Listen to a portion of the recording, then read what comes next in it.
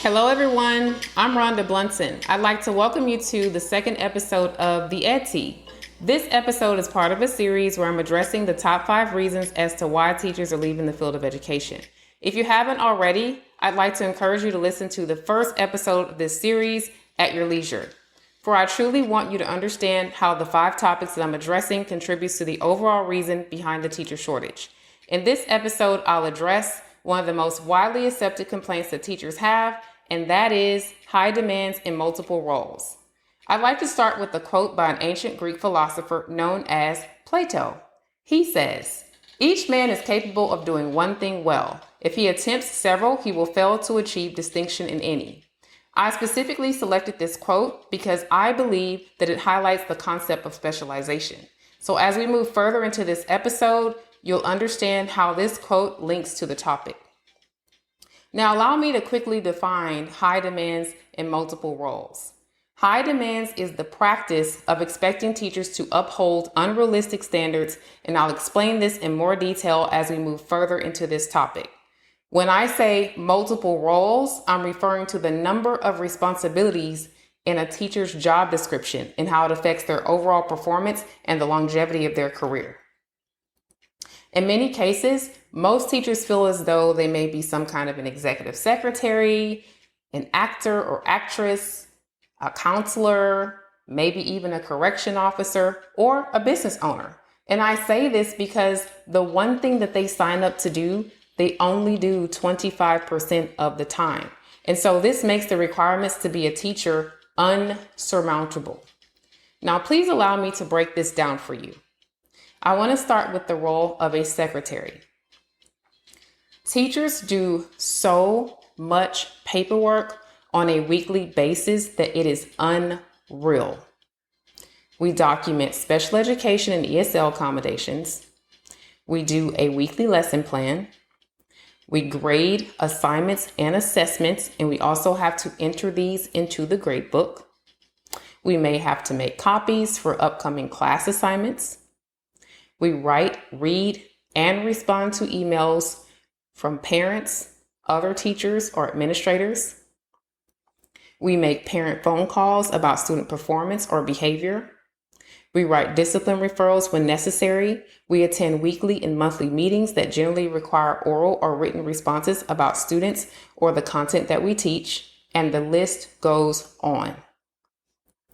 Now I want to address a teacher in a counselor role. So let's just say that you have a student who walks into class one day and they're feeling sad or they're having an emotional moment.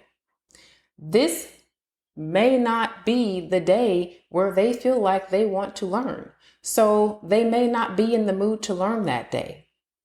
They may be having trouble with a peer. Maybe something happened at home, or maybe they're upset about something they feel that they're going to get a consequence for. It could be anything.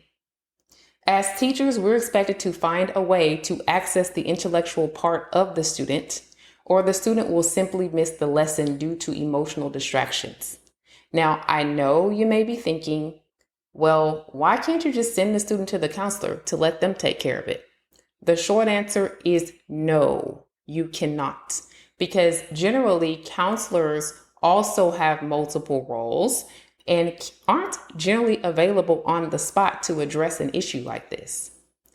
They usually don't get involved until it becomes an extenuating circumstance or the parent has signed a permission form for the student to be counseled on a scheduled or as needed basis. So in this case, the teacher is expected to deal with this matter or to talk with or counsel the student. So now I want to address the teacher in a correction officer role.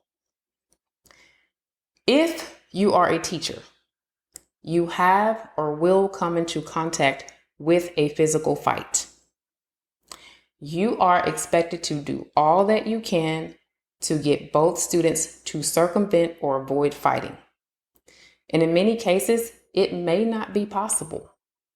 So your next best thing is to keep the students away from each other physically, whether it be holding one student in place or having the other student go to a different location, or whatever it takes to alleviate or lessen the anger with the students involved.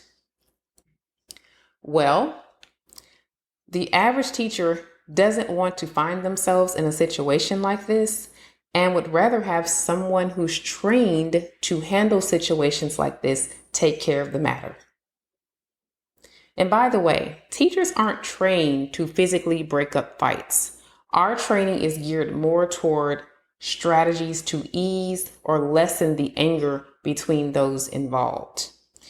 And so this could pose a huge safety threat that may not end well if students can't be retained or talked out of a physical altercation. So now I want to address the teacher as a business owner. As you know, a business owner is involved in every aspect of their business, and anything that needs to be done to maintain the classroom must be done by you, the teacher. So this may involve the decor on the walls, the posters or anchor charts that's displayed on the wall that is evidence of student learning, the layout of the classroom, how the desks are arranged, and any other furniture in the classroom, the paperwork on your desk or copies of student work. All of these things must be maintained in an orderly fashion by the teacher. And so, in a sense, it makes you feel as though you may be running your own business. And finally, you are expected to act the part. It doesn't matter if you're having a bad day, or if someone may be working your nerves, or if you're tired or dealing with a personal matter. You are expected to smile and act happy and pleasant, even if you're not. Now, I just want to switch gears here for a moment. So for those of you who haven't followed the headlines with regards to the new superintendent of HISD, I just want to quickly reference him. Mike Miles was the appointed superintendent that was nominated by TEA, which is the Texas Education Agency, to sort out or smooth the deficits that have lingered for years at many of the lower performing HISD schools. So Miles recently introduced an educational model called NES, which means New Education System. So with this model, he talks a lot about giving those little small, miniature, minute roles to teacher, apprentice, and assistants to allow the teacher to specialize or become more of an expert in their content. Now, I love the illustration and picture that he paints with regards to specialization. He refers to the teacher as a doctor. And he's basically explaining how giving some of the more insignificant roles to assistants frees up time for teachers to specialize. So it's kind of like the setup in the medical world. The patient comes in, there's someone at the front desk to check them in. Then they're passed on to the nurse or the medical assistant, and they follow the entire process until they reach the doctor. The problem with the old educational system is that it doesn't allow specialization. And so it's almost like having the doctor do everything, okay? They have to do all of the things that the assistants do and also maintain their role as the doctor. And so this makes the work of a teacher extremely, extremely exhausting. And this is one of the primary reasons as to why they are walking out in high numbers. Now, according to the National Education Association, the teacher shortage was already in the making prior to 2019. The 2020 COVID pandemic simply expedited the crisis. So let me just drop a few statistics in here. And this is once again, according to the National Education Association. So from the year 2019 to 2020, about 439,000 teachers were enrolled in a teacher preparation program in the US. Now, I'm just going to pause here for a brief moment before I release the number of teachers who actually completed the preparation program. Because this is truly truly alarming.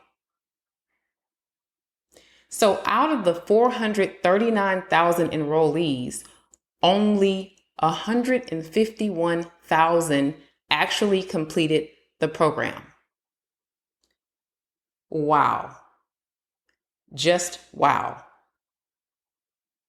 Now let me roll this all the way back to 2008. So from 2008 to 2009, approximately 690,000 enrollees were in a teacher preparation program in the US. Now here comes that alarming bomb again. But only 217,000 completed the program. Now, this is proof that there are people who are interested in teaching. However, there's something about the layout or structure of the system that completely turns people off. Now, I've never truly analyzed the work that I do on this level, but this is really making me stop to really think about my future as a teacher and my decision to remain in the profession. Now, I want to make a few concluding and final remarks with regards to this topic. A, is it realistic to believe that a person could juggle this many roles with precision? And B, is it really possible to uphold the same high standards each and every day? Because to be fair, we all have off days and times where we just don't feel up to par. So I think this could easily make teachers feel as though they have to live up to such extreme and unrealistic standards all the time. And what they truly want more than anything is specialization. They want specialization. And it is my hope that in the near future, districts will adopt a new educational model that enables teachers to do what they signed up to do. And that is to teach. They simply want to teach. I want to thank all of you for tuning in to the second episode in this series, and I look forward to you joining me again in the next episode, where I will discuss the third reason as to why teachers are leaving the field of education: poor administration and leadership. Please follow me on your favorite podcast network, or more specifically, Spotify, iHeartRadio, Google Podcasts, and YouTube, as I explore another disputed and controversial reason as to why teachers are simply walking out. I can't wait to meet you there to spill the tea.